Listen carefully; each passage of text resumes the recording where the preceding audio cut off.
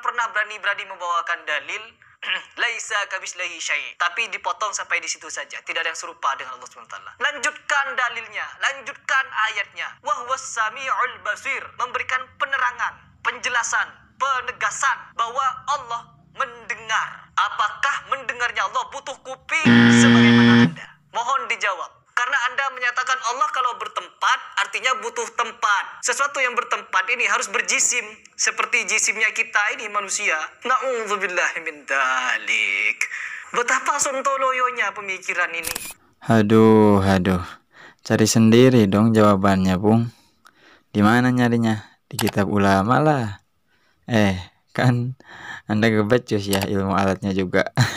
Ups.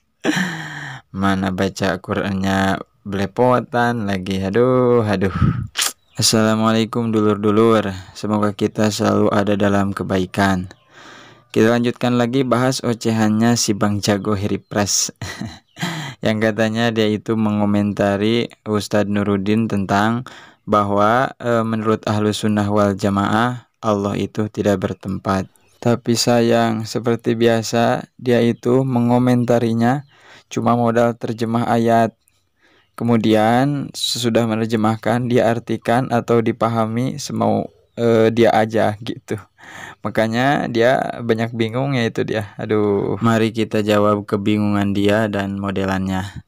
Dijawabnya dengan penjelasan ulama dalam kitabnya. Begini, Allah itu kan mukhalafatul hawadisi, artinya berbeda dengan makhluk, sebagaimana firman-Nya, A'udzubillahi minasyaitonirrajim, laisa kamislihi syai'un. Jadi mustahil, dalam artian tidak mungkin Allah itu sama dengan makhluk. Nah, salah satu contoh menyerupai makhluk itu kalau Allah bertempat, seperti mana yang dijelaskan oleh para ulama Ahlus Sunnah wal Jamaah.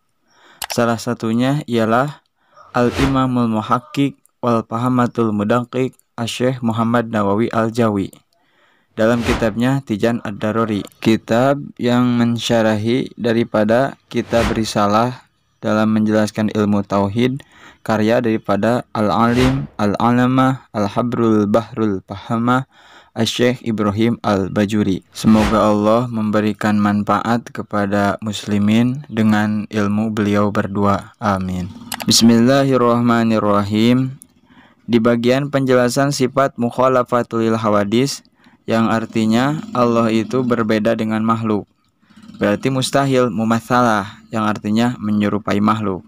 Nah, emang gimana sih yang termasuk menyerupai makhluk itu? Nah, di sana ada ibarat wasuwarul mumasalati asyaratun. Gambaran menyerupainya Allah pada makhluk itu ada 10. Yang pertama, ayyakunallahu jirman. Adanya Allah itu jirim. Nah, ini menyerupai makhluk, berarti mustahil. Sawa'un kana murakaban wa yusamma hina idin jisman.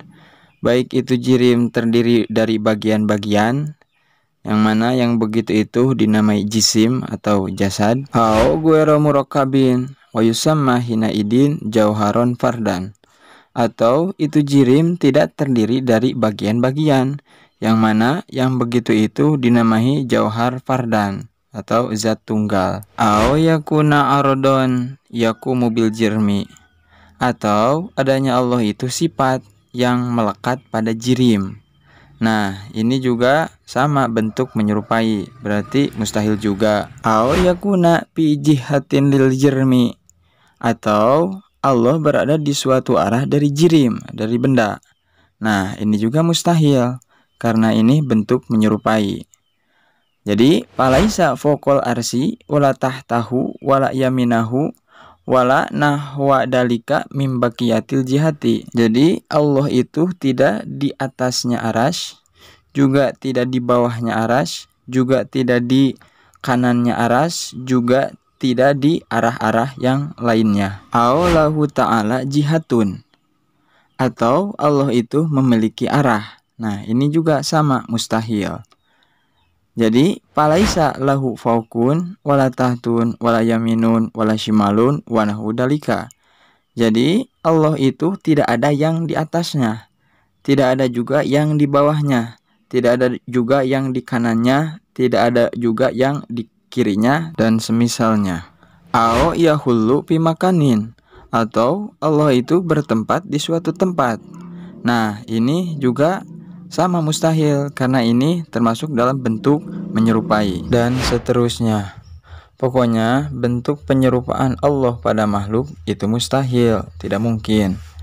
Dan yang termasuk menyerupai atau penyerupaan itu adalah Allah berada di arah, atau Allah mempunyai arah, atau Allah menempati suatu tempat. Tanazzaha ta'ala an dzalik. Sekarang bagaimana terkait Allah itu maha mendengar dan maha melihat?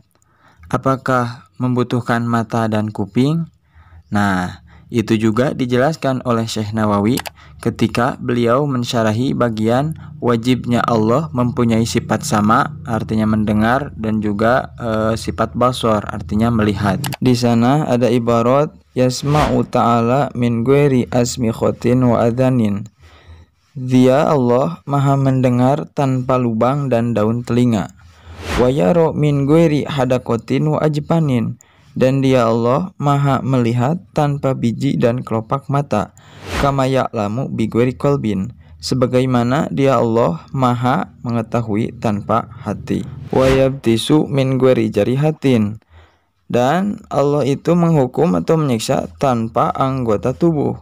Wa yakhluqu bi ghairi alatin.